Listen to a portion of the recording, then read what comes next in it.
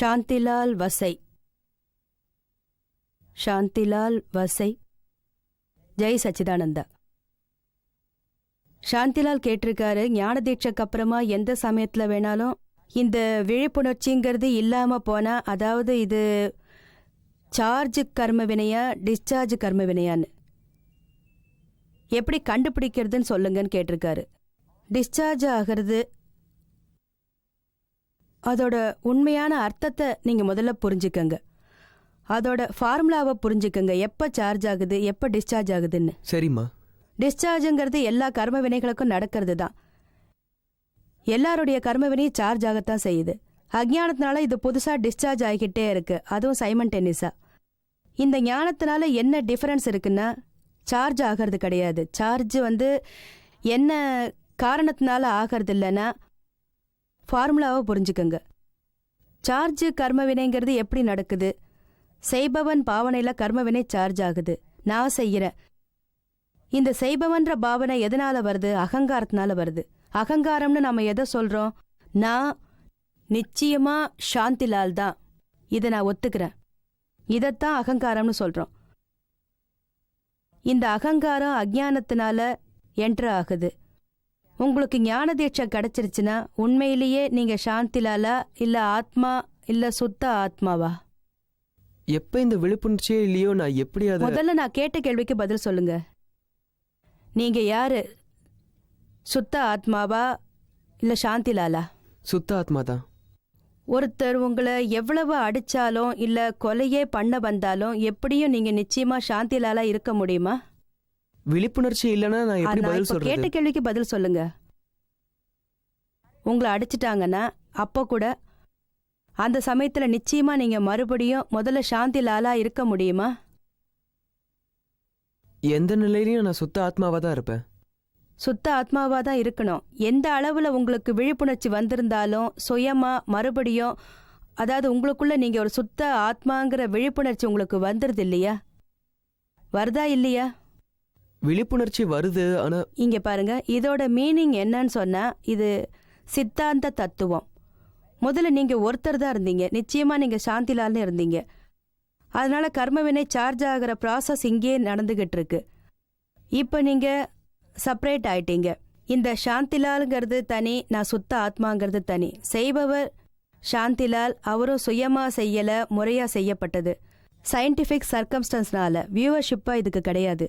அப்படி இருந்து விழிப்புணர்ச்சி இல்லாம நான் தான் செஞ்சேன்னு நினைச்சுக்கிட்டா அப்ப என்ன ஆகும்? நான் ஒன்னாயிட்டேன்னு உங்களுக்கு தோணும். அதாவது விழிப்புணர்ச்சியில சுயமாயிட்டதா உங்களுக்கு தோணும். இந்த சுயமாயிட்டோங்கிற எண்ணம் தமோஜ குணங்களால உண்டான அலர்ஜி தான் இது. பின்னாலிருந்து தள்ளுறதுனால நான் தான் செஞ்சேங்கிற எண்ணம் நமக்குள்ள உண்டாக ஆரம்பிக்குது. ஆனா சில மூமெண்ட்ஸுக்கு அப்புறமா நம்மளுக்கு தானாவே இந்த மூமெண்ட்ஸுக்கு அப்புறமா விழிப்புணர்ச்சிங்கிறது உங்களுக்கு வர ஆரம்பிச்சிடும். இல்லை நான் சாந்திலால் இல்லை, நான் சுத்த ஆத்மா. சாந்திலால் இல்லை, நான் சுத்த ஆத்மா. எப்படி நீங்க தனியா ஆயிடுறீங்களோ அப்போ சார்ஜ் ஆகிற ப்ராசஸ் அங்க உங்களுக்கு கட் ஆகிக்கிட்டே இருக்கும். சரிம்மா. முழு சைக்கிள் ஆகிறது கிடையாது. சயின்டிஃபிக். உடனே நீங்க பரிகாரம் பண்ணி செப்பரேட் ஆகி, ஐயோ இதை நான் செய்யல, தெரியாம நடந்த தவறு, இதுக்கு பரிகாரம் பண்றேன்றீங்க. அதை நீங்க கிளியர் ஆக்கிடுறீங்க. அதனால்தான் தாதாஜி கேரண்டியோட சொல்லியிருக்காரு, ஞான தீட்சை அடைஞ்சதுக்கு அப்புறம் கட்டளைகளை பின்பற்றதை நீங்க சரியா செஞ்சீங்கன்னா அதிகமா குறைவா கடைபிடிக்கிறது பத்தி எந்த ஒரு மகத்துவமும் உங்களுக்கு கிடையாது. பட் எப்படியும் கடைபிடிக்கணும்னு 100% நிச்சயமா இருக்கணும். இது ஒரு கேரண்டி தான். புது கர்மவினை சார்ஜ் ஆகிறது கிடையாது. இந்த ப்ராசஸ் கூட இருந்தது கிடையாது. இது கூட ஒரு வகையில சயின்டிஃபிக் தான். சொல்ற ஒப்பந்தம் பண்ணிக்கிற விஷயம் கிடையாது. இந்த விஷயத்தை நீங்க பாருங்க, உங்களுக்கு இது அனுபவத்திலேயே தெரிய ஆரம்பிக்கும். இப்ப நான் சொல்ற மாதிரி செய்யுங்க. நடக்குதா இல்லையான்னு பாருங்க. இது டிஸ்சார்ஜுங்கிறது அனுபவத்துல உங்களுக்கு தெரியும். இந்த விழிப்புணர்ச்சிங்கிறது வர வரைக்கும் இந்த சைக்கிள் முழுமையாகாது இல்லையா? இல்ல, எந்த விழிப்புணர்ச்சி வருதோ அப்ப கட் ஆயிடுது. நீங்க லாஸ்ட் மூமெண்ட் வரைக்கும்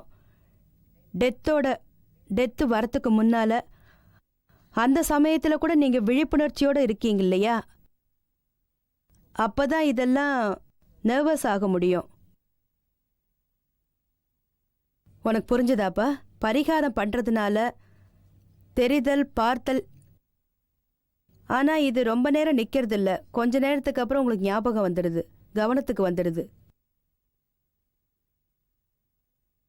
ரெண்டாவது கேள்வி, எந்த ஒரு விவகார குரலும் ப்ரீ ரெக்கார்டடா இருந்ததுன்னா அப்போ முயற்சியோட மகத்துவம் என்னன்னு எனக்கு புரிய வைங்க. 5 கட்டளைகள், சத்சங்கத்துக்கு போக கடைபிடிக்க வேண்டியவைகள் என்னன்னு புரிய வைங்க. சத்சங்கத்துக்கு போகிறதுக்கா இல்ல கட்டளைகளா? சத்சங்கத்துக்கு போறோம், சத்சங்கத்துல பேசுறோம், விவாதிக்கிறோம், இதெல்லாம் ப்ரீ ரெக்கார்டட்னா இந்த முயற்சியோட மகத்துவம் என்னன்னு புரிய வைங்க. வார்த்தைகள் இதெல்லாமே ரெக்கார்டிங் தானே, அதோட டெக்னிக்கே தனியானது. அம்மா, அதாவது- தமிழ் அறிவு ரொம்ப வீக்கா இருக்கும்போது, படிக்கிறதும் கம்மியா இருக்கும் போதும் இதுல கலந்துக்கிறது கட்டாயமாக்கப்படுது இல்லையா? நீங்க அதான். தமிழ்ல புலவராயிடுவீங்க. கொஞ்சம் கஷ்டப்படுறீங்க. நீங்க லட்டு சாப்பிட்டுட்டீங்க, அடுத்தவங்களுக்கும் கொடுங்க. நீங்க நினைச்சா இது நிச்சயம் நடக்கும். நிச்சயம் நடக்கும். நிச்சயம் உங்க பிரதர் கௌதம் 2 பேரும் சேர்ந்து ரெடி பண்ணுங்க. என்னோட ஆசீர்வாதம் உங்களுக்கு உண்டு. நீங்க ட்ரை பண்ணீங்கன்னா நடக்கும். இதோட பிரின்சிபல் எப்படின்னு சொன்னா, சொற்கள் ஞான திசையில, லாஸ்ட் ஜென்மத்துல எழுத்துக்களால, கோடு வடிவத்துல சார்ஜ் ஆயிட்டு இருக்கு. கோடு வடிவத்துல. அப்புறம் அதுலேருந்து ஷார்ட் ஹேண்ட்ல வருது. இந்த எழுத்து வடிவம் இருக்கு, அது ஷார்ட் ஹேண்ட்ல வந்துகிட்டு இருக்கு. இந்த ஜென்மத்துல நம்ம கிட்ட இருக்கிறது இது ஷார்ட் ஹேண்ட்ல இருந்துகிட்டு இருக்கு. ஆனா நம்ம வாய் வழியா வெளியில வரும்போது ஷார்ட் ஹேண்ட்லேருந்து முழுசா வெளியில வருது. அதாவது நீங்க பாவனை செய்யும் போது அதோட வகைகளும் கோடுகள் வெளிவருது. கோபம், வெறுப்பு, இது எல்லாமே. சப்போஸ் நீங்க போன ஜென்மத்துல இந்த பாவனையோட இருந்திருந்தா, டிட் ஃபார் டேட். யாராவது என்ன ஒரு தடவை திட்டினா நான் அவங்கள 4 தடவை திட்டுவேன், 10 தடவை திட்டுவேன். இந்த பாவனை தான் உங்களுடையது. இந்த பாவனை யாரையுமே ஒன்றும் சொல்லலைன்னா கூட இந்த பாவனையால உங்களோட கோடு வேர்டு சார்ஜ் ஆயிடுது, டைப்பும் ஆயிடுது. அதுக்கப்புறம் அது ஷார்ட் ஹேண்ட்ல வருது, எழுத்து வடிவத்தில். சார்ஜ் ஆகும்போது கோடு வடிவத்தில் வருது, அப்புறம் ஷார்ட் ஹேண்ட்ல வருது. அதைத்தான் இப்போ இந்த ஜென்மத்தில் கொண்டு வரீங்க. எப்போவாவது நீங்க இதை வெளிப்படுத்தணும்னு நினைச்சீங்கன்னா உடனே உங்களுடைய ரெக்கார்டு வெளியில வந்துடும். 1/2 மணி நேரம் வரைக்கும் அது வெளியிலேயே தான் வந்துகிட்டு இருக்கும். சூட்சுமத்தில் இருந்த அது ரெக்கார்டு ஸ்தூலத்தில் வெளியேறும். 1க்கு பதிலாக 10 கேட்பீங்க, அந்த 10 கேட்கறதுக்கு 1/2 மணி நேரம் ஆகும். புரிஞ்சுதாப்பா? இதே வகையில தான் குரல் வெளியில வருது. நாம் இதை ஒரு வகையான ரெக்கார்ட் பண்ணி வச்சிருப்போம். ஞானிகளோட குரல் இந்த உலகத்துல எல்லாரும் கேட்கட்டும், அதனால எல்லாரும் மோட்சம் அடையட்டும். இந்த வகையில தான் இருக்கணும், வேற எந்த வகையில இருக்கவே கூடாது. இந்த கோடு வேர்டு கிடைச்சி போச்சு, இங்க வகை வகையான கொஸ்டின்ஸ் கேட்குறீங்க, அதுக்கு தகுந்த ஆன்சரும் கிடைக்குது. நான் அதை அப்படியே முழுசா டைப் பண்ணி வச்சு ரெக்கார்ட் பண்ணி வச்சிருக்கமா? இதையெல்லாம் கேட்டா, ஞானியோட குரலை கேட்டா நமக்கு ஒரு நிம்மதி கிடைக்குங்கிற எண்ணம் தான். இதுதான் எங்களுடைய லட்சியமா இருந்துட்டு இருக்கு. அப்ப சதுலத்துல குரல் ப்ரீ ரெக்கார்டட்ல தானே? இல்ல நிச்சயமா கிடையாது. ஷூட் சுமத்துல தான் இது ப்ரீ ரெக்கார்டடா இருக்கு இல்லையா? பாவனை எப்படி இருக்கோ அப்படி கோடு சார்ஜ் ஆகுது. புரிஞ்சிருச்சா? இனிமே புக் எழுது. டிட்டில் குரலில் சித்தாந்தம் தாதாஜியோட பெரிய 400-500 பக்கம் கொண்டது. இப்போ இதனுடைய மொழி மாற்றங்கள்லாம் கூட நடந்துகிட்டு இருக்கு. இது குஜராத்தில இருக்கு, எனக்கு குஜராத்தி கூட கத்துக்கணும். முதல்ல கத்துக்குங்க, அப்புறம் டிரான்ஸ்லேட் பண்ணுங்க. சரிம்மா. ரமேஷ் மலாட் இவர் கேட்டிருக்காரு, மோகங்கிறது நம்ம கூடவே இருந்தா இந்த ஜென்மத்திலேயே மோட்சங்கிறது நம்மளுக்கு பிராப்தமாகுமா? நிச்சயமா. எல்லா துக்கங்களுக்கும் ரூட் காஸ் இந்த மோகம் தானே. எங்கெல்லாம் மோகம் இருக்கோ அங்கெல்லாம் கஷ்டங்கள் தான், துக்கங்கள் தான். இது எவ்வளவு கம்மியா போகுதோ அவ்வளவுக்கு அவ்வளவு துக்கமும் கம்மியாகும். நரேந்திர சிங்,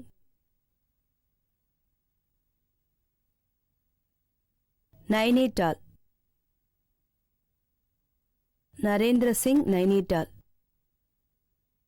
அவர் எழுதியிருக்காரு, அம்மா வணக்கம்.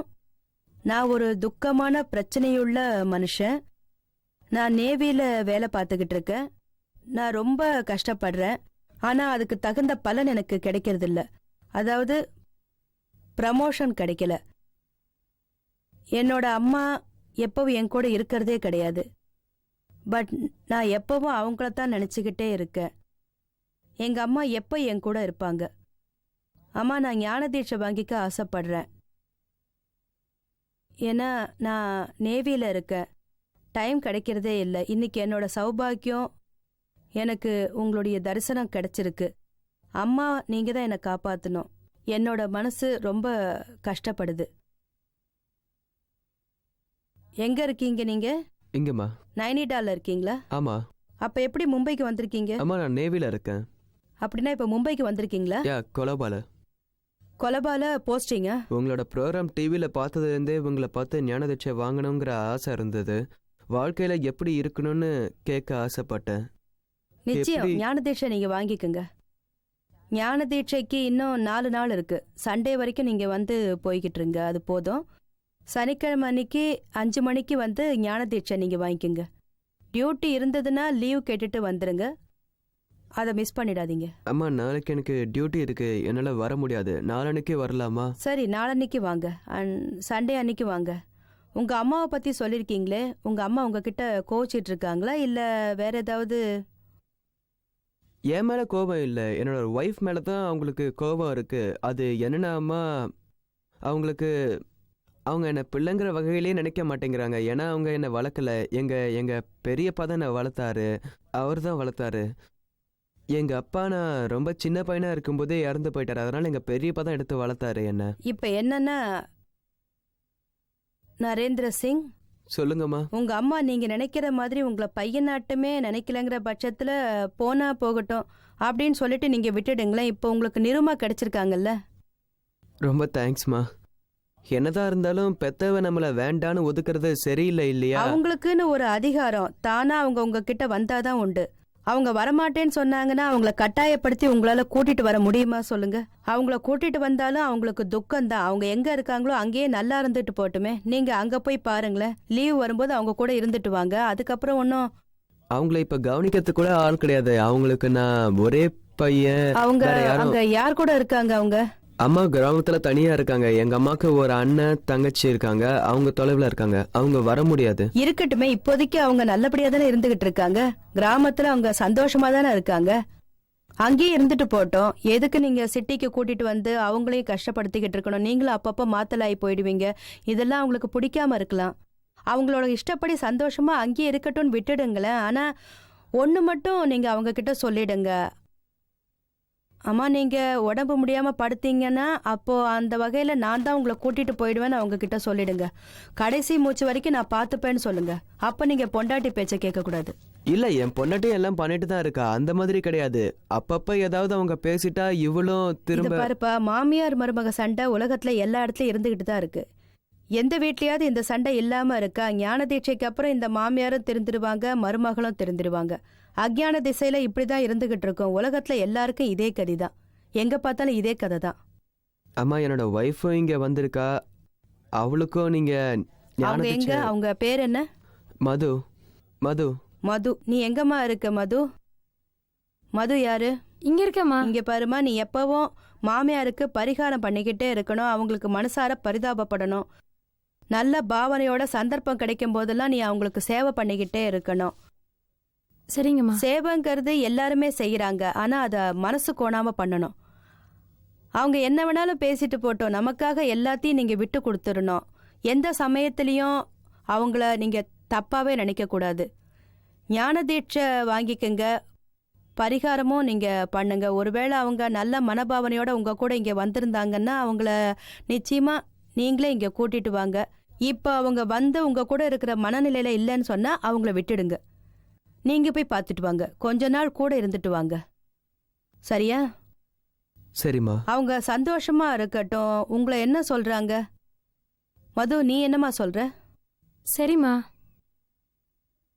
உங்க மாமியார் கிட்ட உனக்கு என்ன ப்ராப்ளம் இருந்துகிட்டு இருக்கு? சும்மா சின்ன சின்ன விஷயங்களுக்கெல்லாம் கோவப்படுவாங்க.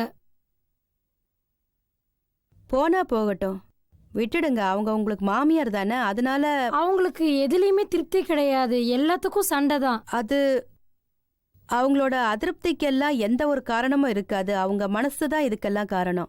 நான் தான் அவங்க கஷ்டப்படுறேன். எப்படி நடந்துகிட்டாலும் நீங்க அவங்கள்ட்ட மூஞ்சியே காட்டக்கூடாது.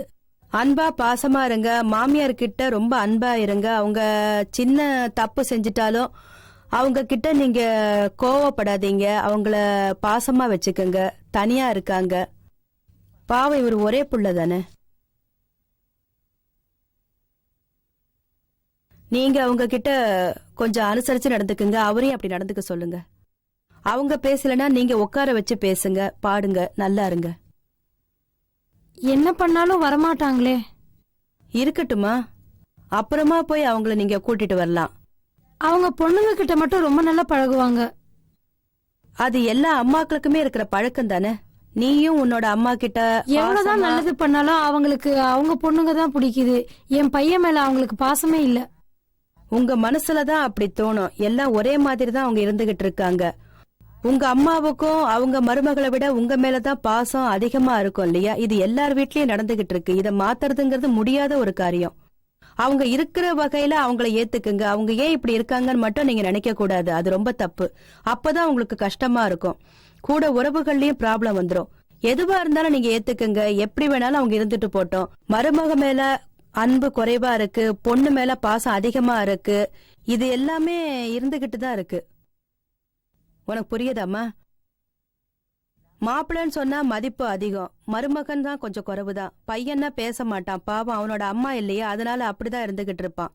அன்பாவும் இருப்பான், நல்லது கெட்டது எல்லாமே அவன் சொல்லிடுறான். எங்க அம்மா தானே பேசாமருன்னு சொல்லி மருமக வாய அடக்கி வச்சிடுறான். ஆனா மாப்பிள்ளைக்கு அவங்க மாமியார் ஆச்சே. அவங்கள புரிஞ்சுக்கிட்டு நீங்க அவங்களோட வழியிலேயே போங்க. சாமர்த்தியமா வேலை பண்ணிக்கிட்டு இருங்க. பெருந்தன்மையோட நீங்க இருங்க. அக்செப்ட் பண்ணிக்கிட்டா எல்லாமே சரியாயிடும். எந்த வித்தியாசமும் இருக்காது. இதெல்லாமே நாம கொண்டு வந்ததுதான். யார் கூட எப்படி இருக்கணும், யார்கிட்ட அதிக அன்பு, குறைவான அன்பு, இதெல்லாம் போன ஜென்மத்து கர்ம வினைகள் தான். அந்த வகையில உறவுகள் அமையவும் செய்யுது. அதை நீங்க அக்செப்ட் பண்ணிக்கங்க. எப்படி வேணாலும் நடக்கட்டும், கடமையை மட்டும் நீங்க பண்ணிடுங்க. மனசோட புத்திய கேட்காதீங்க. அவங்க வரலைனா கூட நீங்க உங்களை கஷ்டப்படுத்திக்கிட்டு வா வான்னு கூப்பிடாதீங்க. உங்க உள் மனசு தோணினபடி, ஆனா நாங்க எப்பவும் போலதான் வந்துட்டு போயிட்டு இருப்போம்னு சொல்லிடுங்க. நீங்க நோய்வாய்ப்பட்டு படுத்த படுக்கை ஆயிட்டா அப்போ நிச்சயமா நான் தான் வந்து கூட்டிட்டு போவேன்னு அவங்க கிட்ட நீங்க கண்டிப்பா சொல்லிடுங்க. என்ன நடந்தாலும் நீங்க அமைதியா இருந்துருங்க. ஆத்மார்த்தமா நீங்க இருங்க. சரிம்மா. ம். ஜெய் சச்சிதானந்தா. ஜெய் சச்சிதானந்தா. ஜெய் சச்சிதானந்தா. பிரியா சிங் பையந்தர், இது உங்களோட கேள்வியா? அதாவது என்னோட தம்பிக்கு ரொம்ப கோபம் வருது. நான் என்ன பண்றதுன்னு நீங்களே எனக்கு சொல்லுங்கம்மா. கோபம் வந்து எனக்கும் அவனுக்கும் ஒத்து போகிறதே கிடையாது. அம்மா, என்னோட வணக்கம். உங்களுடைய பிரதர் உங்க மேலயும் கோவப்படுறாரா? எல்லார் கூடவும், மம்மி கூடவும் தான். அப்போ இந்த ப்ராப்ளத்தை மம்மி ஹேண்டில் பண்ணட்டும். நீங்க ஏன் ஹேண்டில் பண்றீங்க? மம்மி இங்க வந்திருக்காங்களா இல்லையா? வந்திருக்காங்க. நீங்க அவருக்காக பரிகாரம் பண்ணுங்க. அவன் கோவப்பட்டா அவனை அதுல இருந்து வெளியில கொண்டு வர பாருங்க. அவன் மனசு சங்கடப்படாம செய்யுங்க, அது போதும். அவன் அப்பாக்கு தான் பயப்படுவான். அப்பா போயிட்டா எல்லார்கிட்டயும் சண்டை போடுவான். எப்பவும் போடுறான். 2 பிரதர்ஸ், நீ 3 பேரா? தம்பி சின்னவனா? இதோ இருக்கான். ஓ, அவன்தானா? ரொம்ப அம்மா செல்லம்மா நீ? சமத்தா இருப்பியா நீ? உனக்கு பிரதரோட குணமா இல்ல அம்மாவோட குணமா? மம்மியோட செல்லமான்னு கேட்டேன். இல்ல. அடிக்கிறாங்களா? இல்ல. என்ன செய்யறாங்க? ஆ? மம்மி உங்ககிட்ட அன்பா இருக்காங்களா? இல்ல. அன்பாவே இல்லையா? அன்பா தான் இருப்பாங்க. நீங்க என்ன கேட்டாலும் அவங்க ஆ? என்ன மறுப்பு சொல்லாம உனக்கு வாங்கி கொடுப்பாங்களா? ஆமா. அப்படின்னா நீ கெட்டு போயிடுவியே. இவனுக்கு இல்ல. ரொம்ப பிடிவாதம். அவனுக்கு என்ன வேணுமோ அதை சாதிச்சு மம்மி கிட்ட கேட்டு வாங்கிடுவான். அது அம்மா செய்யற தப்பு தானே. அப்பா இல்லங்கறதுனால இந்த மாதிரி செஞ்சுக்கிட்டு இருக்காங்க. அழுது பிடிவாதம் புடிச்சு நீ வாங்கிடுவியா? இல்ல. நீ பொண்ணா இல்ல ஆம்பளை பையனா? பையன் சொன்னா அழுவாங்களா? அழறது இல்ல. அக்கா நீ அழறன்னு சொல்றாள, அழுது எல்லாம் சாதிச்சுக்கிறேன்னு சொல்றாள. இல்ல, அழறது இல்ல. அப்போ கோபம் வரும். கோவம் வருமா? அது ரொம்ப தப்பு இல்லையா? ஆ? பெரிய தப்பாச்சே. பையன் சொன்னா எவ்வளவு பெரிய மனசு இருக்கும். குடுக்கலன்னா வேண்டான்னு விட்டுடுவாங்க. வாங்கிப்பாங்களா? பையன்னா வாங்கிப்பாங்களா? இது பிச்சைக்காரத்தன மாதிரி இல்ல? நீங்க அந்த மாதிரியா செய்வீங்க? இல்ல. அப்புறம் எதுக்கு வாங்கிக்கிறீங்க? மம்மி குடுக்கலன்னா நீங்க என்ன சொல்லணும்? வேண்டாம், எனக்கு தேவையில்லைன்னு சொல்லணும். கோவம் வந்தா யார் பேச்சும் கேட்க மாட்டான். அப்ப அவனுக்கு அப்பா அம்மா அக்காங்கிற ஞாபகமே வராது. கோவத்துல யாரையுமே ஒத்துக்க மாட்டான். அப்படியே எல்லாத்தையும் மறந்துடுவான். யாரையாவது அடிப்பானா? ஆ, அப்பாவையும் அடிப்பானா? இல்ல அவனுக்கு பயம். அம்மாவை அடிப்பானா? ஆமா. அம்மாவையும் அடிக்கிறானா? அம்மாவை அடிப்பியா நீ? இல்ல. அக்கா நீ அடிப்பேன்னு சொல்றாள. பொய் சொல்றான். அம்மாவெல்லாம் அடிக்க கூடாது. சரி. அம்மாவை அடிக்க கூடாது. பாவம், அம்மா ரொம்ப பாவம் இல்லையா? நீ அம்மா கிட்ட போய் மன்னிப்பு கேட்கணும்னு. மன்னிப்பு கேப்பேன். அம்மா கிட்ட மன்னிப்பு கேக்குறியா? ஆமா. அக்கா கிட்ட கேக்குறியா? பிரதர் கிட்ட கேக்குறியா? மாட்டேன். அந்த மாதிரி செய்யக்கூடாது. எல்லார்கிட்டயும் மன்னிப்பு கேட்கணும். எது வேணாலும் வாங்கிக்கோ, ஆனா மன்னிப்பு கேட்க மறக்க கூடாது. மன்னிப்பு கேக்குறியா? கேக்குறேன். இன்னில இருந்து மன்னிப்பு கேட்கணும். சரி. ப்ராமிஸ்? ப்ராமிஸ். இங்க வந்து பண்ண, அங்கேருந்து சொன்னா எப்படி?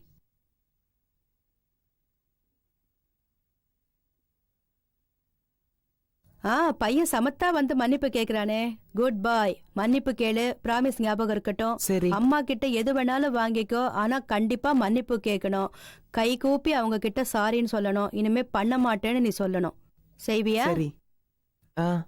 நீ தினமும் சத்சங்கத்துக்கு வந்துடணும்னு. ஆ.